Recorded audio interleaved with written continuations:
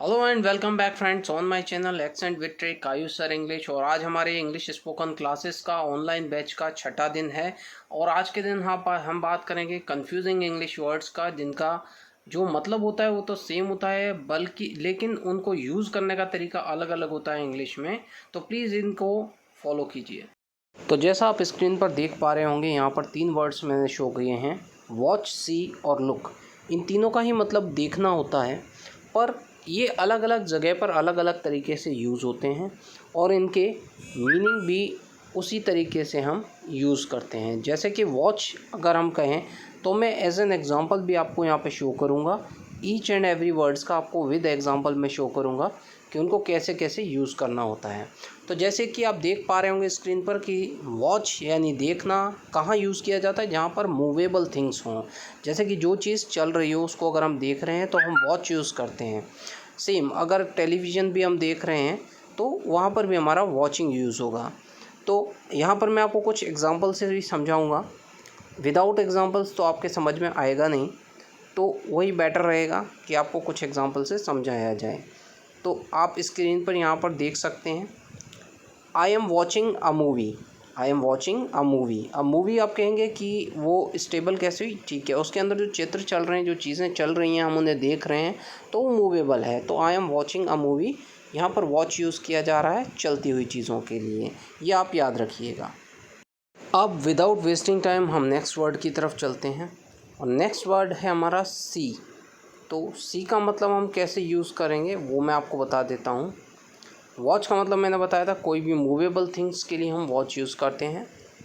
और अगर कोई स्टेबल थिंग है, कोई स्टेबल चीज़ है, यानी कि एक जगह पर टिकी हुई चीज़ है, उसके लिए हम यूज़ करते हैं सी, यानी कि देखना। तो इसको भी मैं एक एग्ज़ाम्पल से ही आपको समझाऊंगा। विदाउट एग्ज़ाम्पल आपकी चीज़ें समझ में नहीं आएंगी, ठीक है? तो ये बेटर रहेगा। तो आप देख सकते हैं, मैं स्क्रीन पर अभी एग्ज़ाम्पल आपको देता हूँ। I saw a lion. I saw a lion, see का एग्ज़ाम्पल, सी की सेकंड फॉर्म है सॉ। मैंने लॉइन देखा, शेर देखा, तो आई सॉ अ लॉइन। यहाँ पर दो एग्ज़ाम्पल आपके सामने आ चुके हैं, वॉच का और सी का। वॉच यानी कहाँ हम यूज़ करते हैं, जब मूवेबल थिंग्स हो, और सी यानी कि एक स्टेबल थिंग्स के लिए हम यूज़ करते हैं सी। अब यहीं अगर मैं कहूँ कि लुक कहाँ यूज़ किया जाता है, तो आप देख सकते हैं कंटिन्यूसली अगर हम कोई चीज़ देख रहे हैं तो वहाँ पर लुक यूज़ होता है, ठीक है? तो कंटिन्यूसली चीज़ें देखने के लिए हम लुक यूज़ करते हैं। अब तीनों एग्जांपल आपके सामने हैं, तीसरा मैं एग्जांपल भी आपको दे देता हूँ। तीनों के मीनिंग आपके सामने आ चुके हैं, यानी कि वॉचिंग यानी कि कोई मूवेबल थिंग्स देखने के लिए, सी यानी कि कोई स्टेबल थिंग्स के लिए, और लुक यानी कि कंटिन्यूसली अगर हम कुछ देख रहे हैं। जैसे आप किसी से कहते हैं कि मेरी तरफ देखिए, मेरी तरफ ध्यान से देखिए, लुक एट मी। किसी और को मत देखिए, मुझे देखिए, लुक एट मी, मेरी ओर देखिए। तो ये एक एग्जांपल हो गया आपके सामने। आई होप आपके अभी तक समझ में आया होगा। तो आइए अपनी नेक्स्ट स्लाइड की तरफ चलते हैं। नेक्स्ट स्लाइड में हम यूज़ करेंगे, यानी कि डिफरेंस को पता करेंगे, लिसन और हियर का। लिसन कहाँ पर यूज़ किया जाता है और हियर कहाँ यूज़ किया जाता है। आप कह रहे होंगे ये काफ़ी ज़्यादा यूज़ किए जाने वाले वर्ड्स हैं, बट इनके मीनिंग हमको कई बार पता नहीं होते। लिसन भी सुनना होता है, हियर यानी भी सुनना होता है, बट ये किन किन परिस्थिति में कहाँ कहाँ यूज़ किए जाते हैं। लिसन यूज़ किया जाता है जहाँ पर चीज़ें अंडरस्टैंडेबल हों, यानी कि साउंड अंडरस्टैंडेबल हों, हमें पता हो, डे टू डे बेसिस पर उन्हें यूज़ किया जाता है और हम सुनते भी हैं, तो वहाँ पर हम यूज़ करते हैं लिसन। वहीं पर अगर हम बात करें हियर की, तो हियर कहाँ कहाँ यूज़ किया जाता है वो मैं आपको बता देता हूँ। अभी विद इन द एग्जांपल्स भी आपको बताऊँगा, आपके प्रॉपर समझ में आएगा। तो देखिए, ये स्क्रीन पर आपके एक एग्जांपल आ रहा है, आई एम लिसनिंग यू। मैं आपको सुन रहा हूँ।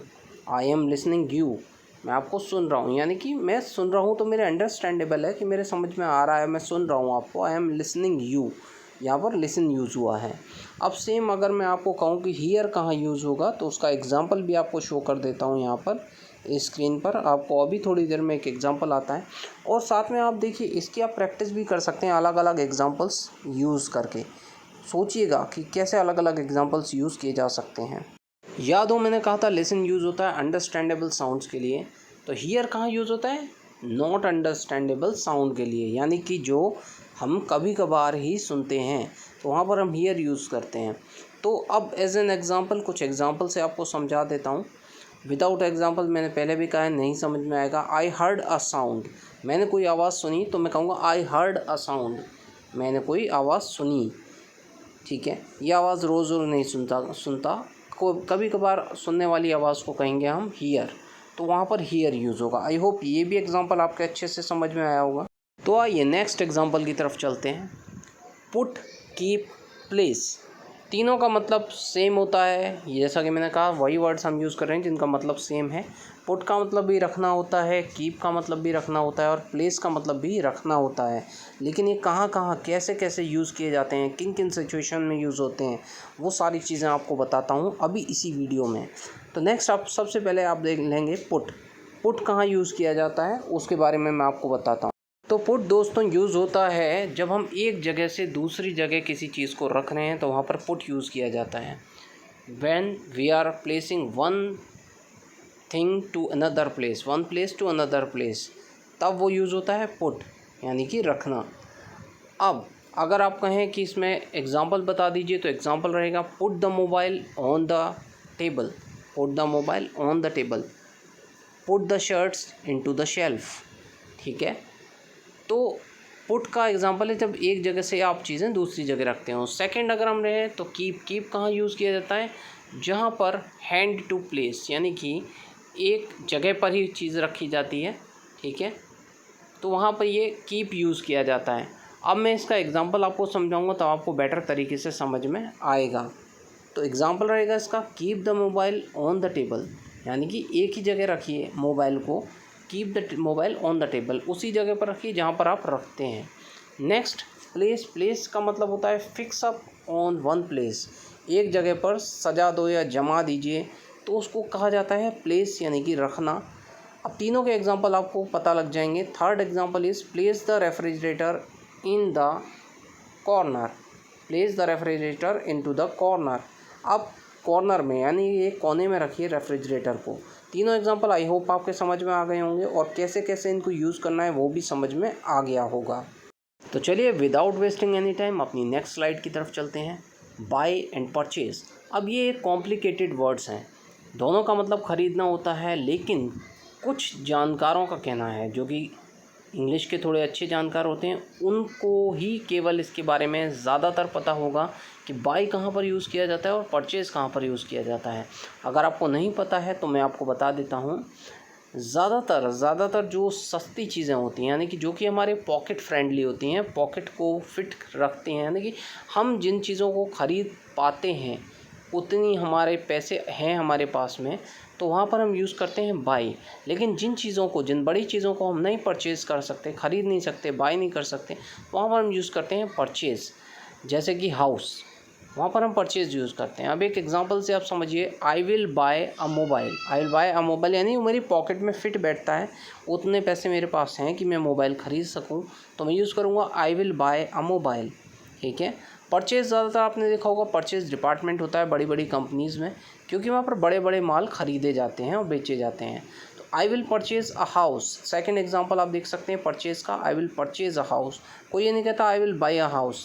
ठीक है, क्योंकि एक बड़ी चीज़ है, उसको ख़रीदने के लिए आपको ज़्यादा पैसों की ज़रूरत है जो कि आपकी पॉकेट में फ़िट नहीं होते, ज़्यादातर लोग उसके लिए लोन लेते हैं। तो I will purchase a house. I hope ये एग्जांपल भी आपके अच्छे से समझ में आया होगा। तो चलिए नेक्स्ट स्लाइड की तरफ चलते हैं। होम एंड हाउस, ये बहुत लोग कंफ्यूज रहते हैं इसके बारे में कि होम यूज़ किया जाए या हाउस यूज़ किया जाए, होम कहाँ यूज़ होगा और हाउस कहाँ यूज़ होगा। दोनों का मतलब घर होता है, लेकिन कहाँ पर हम होम यूज़ करते हैं और कहाँ पर हाउस यूज़ करते हैं उसका डिफरेंस होता है। अब आगे हम चलते हैं, विद इन एग्जाम्पल आपको बताऊँगा कि होम कहाँ यूज़ किया जाता है और हाउस कहाँ यूज़ किया जाता है। वैसे ज़्यादातर आप लोगों को, कुछ लोगों को इसके बारे में पता भी होगा, अगर नहीं पता है तो मैं कोई बात नहीं, एग्जांपल से बताता हूँ। जो न्यूक्लियर फैमिली होती हैं विद 1 और 2 रूम्स, यानी कि जो सिंगल फैमिलीज़ होती हैं, जिनके जॉइंट फैमिलीज़ नहीं होती हैं, वहाँ पर हम यूज़ करते हैं होम। और जहाँ पर जॉइंट फैमिलीज़ होती हैं विद मैनी रूम्स, कई सारे रूम्स के साथ में, उस घर को हम कहते हैं हाउस। तो ये एग्जांपल भी काफ़ी सिंपल था, होम कहाँ यूज़ किया जाएगा और हाउस कहाँ यूज़ किया जाएगा। तो आई होप आपके ये पूरी की पूरी चीज़ें समझ में आई होंगी कि जो भी कंफ्यूजिंग वर्ड्स होते हैं उनके मतलब सेम होते हैं, बट वो अलग अलग जगह अलग अलग परिस्थितियों में अलग अलग तरीके से यूज़ किए जाते हैं। तो आई होप फ्रेंड्स आपको ये वीडियो अच्छा लगा होगा। आगे मैं आपको कुछ एग्जांपल्स देता हूँ आगे की स्लाइड पर। ये देखिए, यहाँ पर कहीं कहीं जगह पे आपको पता लगेगा कहाँ पर हाउस यूज़ करना है, कहाँ पर होम यूज़ करना है, कहाँ पर हमें अलग अलग वर्ड्स यूज़ करने हैं जो कि कंफ्यूजिंग हैं। तो ये आपके लिए एक होमवर्क है, आप इसको खुद से तैयार कीजिए और कमेंट सेक्शन में ज़रूर बताइएगा ये वीडियो कैसा लगा, और कमेंट सेक्शन में आंसर्स भी लिखिएगा। तो फ्रेंड्स, इसी तरीके से प्यार बांटते रहिए और हमारे वीडियो को शेयर करते रहिए। Thank you.